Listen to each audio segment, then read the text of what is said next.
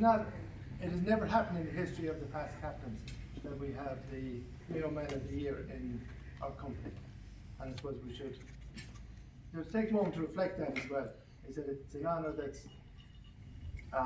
very rarely, it's only once a year that it's given out, and it's tremendous for us to have in our midst the Mayo Man of the Year, Cathal Hughes.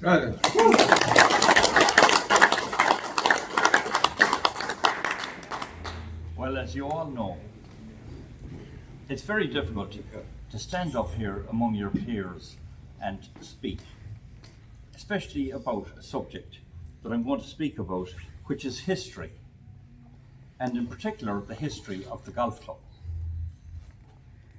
Unfortunately, we all live in a fast-changing world, trying to keep up with day-to-day chores, so we probably do not look back enough at the past and maybe learn from it. So I want to go through tonight the creation of the Centenary book, which the club published in 2008. We are now 111 years in existence. And so the Centenary Committee was made up as follows: of Sal O'Connor and Duffy,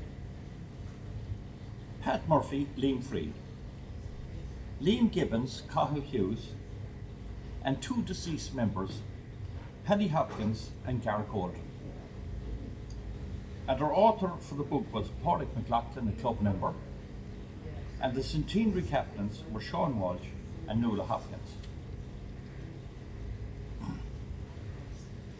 It took us 3 years to write the Centenary book. And the amount of work that each of the members that I've just called out put into that probably would have multiplied their captaincy in the golf club by 4. It was an enormous amount of work to try and actually get and to make sure we got everything correct. And at our first meeting, when we assembled, we discussed how we would assemble the information and where we could source it, because we were starting with a blank page. Now bear in mind that at our first meeting, we all assumed that the golf club was formed in 1927 in Carrahally, as we now know it, Old Carrahally. But very quickly after we had come together, and after we had started looking at various documents like Ordnance Surveys maps, we discovered that the club was founded in 1908. So we quickly went from just being a historical group to being the Centenary group, because the Centenary was only a few years down the line. So we started to look at various points of information. And just to give you an idea of what we had to do, we looked at the Mayo News, the Connacht Telegraph, and the Western People for 100 years. And there was 52 weeks in every year. So we had to peruse something like 500 copies, 50 by 100, which is 5,000 copies of each of those papers, to actually see and get correctly the information. Then we started to approach families that we knew were steeped in golf in Westport to see could we find information, pictures, whatever they had. We had to go to Castlebar Library to research everything that they had on the golf club. We placed ads in the local paper. And over a period of time, a picture started to emerge. The club was founded in 1908 in Trafalgar Park. Now, none of us around this table ever heard of Trafalgar Park. But it's today, in today's world, it's Father Angeles Park, Harkins Hill, and Deer Park East. First captain was a man called Darley Livingston, Henry Darley Livingston. And he came from a family that brewed beer on Bridge Street in Westport and distilled whiskey on Distillery Road. And then the second great shock came when we discovered that we moved not in 1927 to Old Carrahallie, but in 1915. So as we were gathering this information, we were parcelling it together and we were passing it on to the author, Ulrich McLaughlin. The committee had decided at an early meeting to break the book that we were going to publish, into 13 chapters, because we had to have a focus as to what we were going to research and what we were going to look at. And the 13 chapters were as follows. The first chapter was the first course. Then we had Playing the Kilroy, which a lot of the younger members around this table haven't got a clue what Playing the Kilroy was. Read the annual, you know what it is. Number 3 was Old Carrahallie. Number 4 was Searching for a Course. 5 was New Carrahallie. 6 was Controlling Our Future. 7, We Are the Champions. 8, the ladies. 9, the juniors. 10, the championships at Westport. 11 was Gargolden. 12 was the cup winners through the years. And 13 was Westport people. And the one thing that the committee had, and that they were very focused on, was that we would include as many photographs as possible of everybody that was involved in Westport Golf Club. And we would try to ensure that all of that was published in the annual, rather than just focusing on a few people and doing a few things. So the committee really started off with a great vision of ensuring that we recorded properly what happened in that 100 years. Now, the most difficult thing we had was the last 20 years are always probably the easiest, because you have more photographs and you have better memory recollection.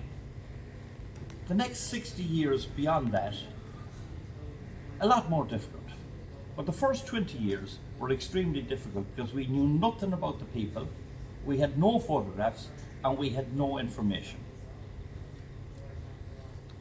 What we knew about Darley Livingston, our first captain, was that his sister Mary, she married the Laird of Elderslie, a fellow called A.A. Spears in Renfrewshire in Scotland. Now, we had looked high up and low down for a photograph of Darley Livingston, because it would be very difficult to publish an annual, a centenary annual, without a photograph of your first captain. Now, the committee, we had looked everywhere. We had gone through the papers, we had gone through everything we could look at, and we couldn't find the thing. And we had discovered, excuse me, that the Laird of Elderslie had leased land in Renfrewshire to a golf club that started there in 1908. And Mary had married him in 1990. So we sent off a letter there to the golf club, setting out what we were looking for, setting out the relationships, etc. And back came a reply to say, sorry, we can't help you, we don't know anything here. The very first committee in 1908 was listed in the Irish Golfer's Guide as follows. The treasurer was a fellow called A.J. Simpson from the Bank of Ireland, so we have to assume he was the manager.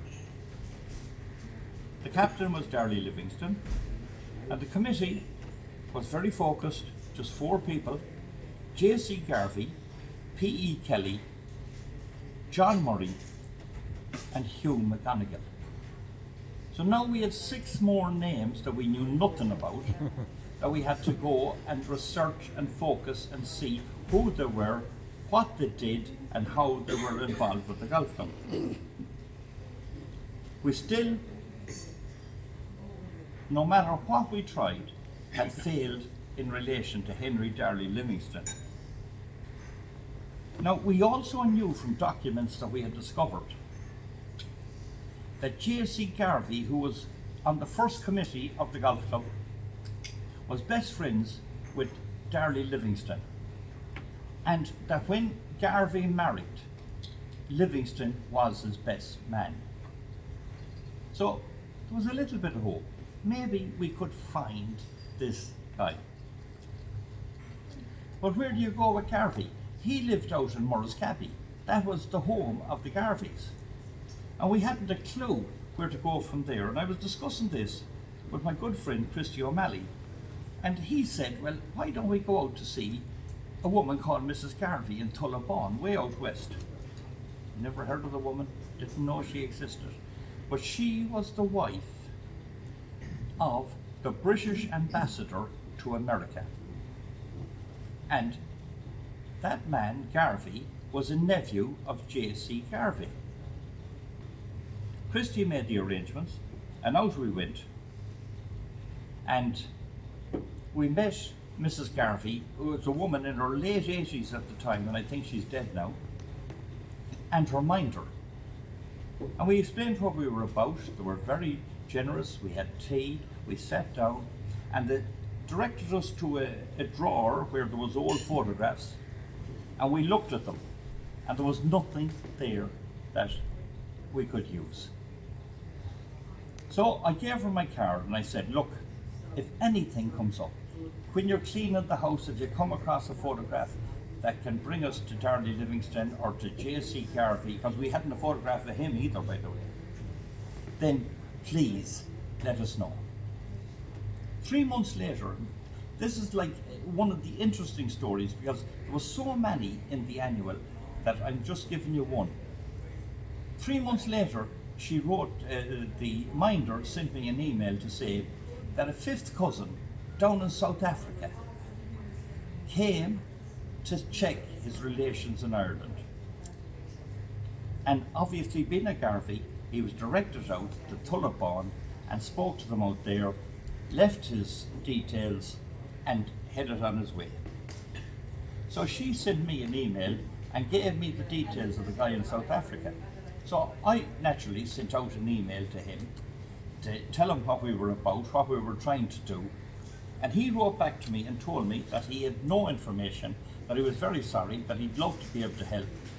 But here's the email of a cousin of his in Middle England, and she might be able to help. And the woman he put me in touch with was a granddaughter of J.C. Garvey.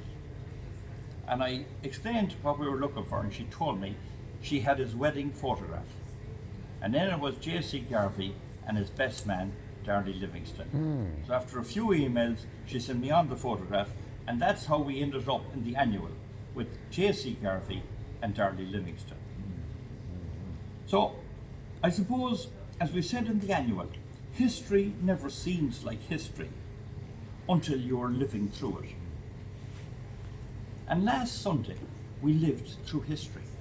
We actually witnessed history with Westport winning the Junior Cup pennant. Marvellous achievement by the team captain, by the officers of the club, by everybody involved in it. And I would say, make sure we get a correct photograph of that team, properly denoted, and put it up on the wall for future generations to see. Because it was 39 years since we won a green pennant before, and it could be a long time again until we win another one. And I talk about photographs because I think that history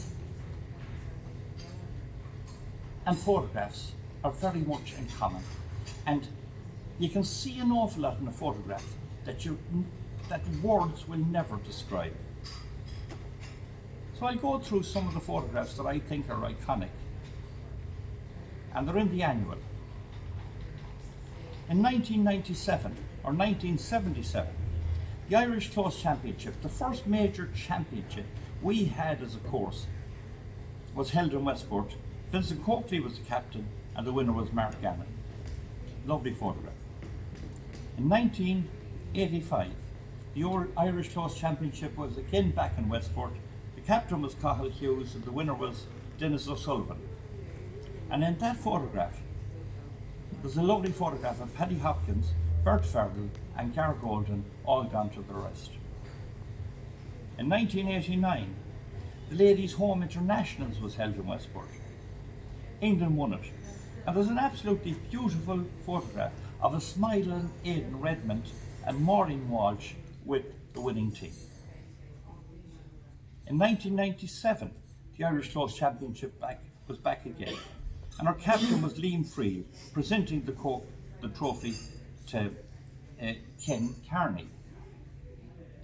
We move on to 2002, and the Irish PGA trophy was held in Westport. There's a lovely photograph of another member who's passed to his rest, Hawley Hoban, giving the trophy to Paul McKinley. And finally, in our last photograph in the annual of the major trophies that we held in Westport up to that point, was in 2005, the Irish Close Championship, and our captain, Christy O'Malley, presented the trophy to no other than Rory McIlroy. Now, the reason I go through these, which I think are very, very important, these photographs are important because they are the benchmark of what Westport Golf Club are capable of hosting.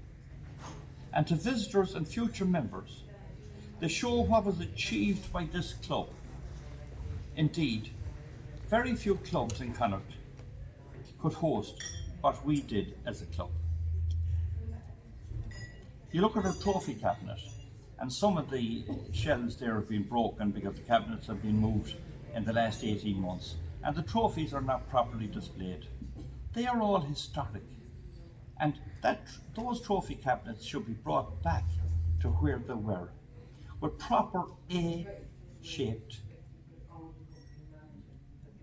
place names in front of them and properly denoting each trophy. It's history. It's what we are. It's what we do.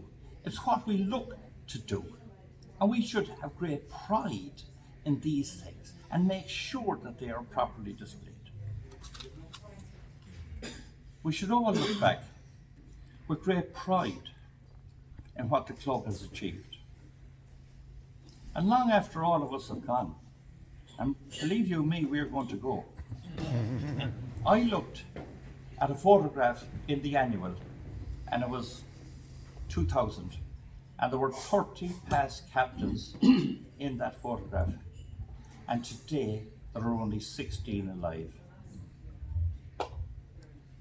So long after all of us have gone to the great golf course in the sky, those that follow us will look back at history. They will look at those photographs, and they should be up on the walls of the club. I know we painted the club, but a photograph tells 1,000 words. A blank wall tells you nothing. We should put these up. We should take pride in what we have done in the past. And we should put a challenge to those that are going to follow us and ensure that when they see what has happened, that they in turn will look at it and create their own history. Thank you.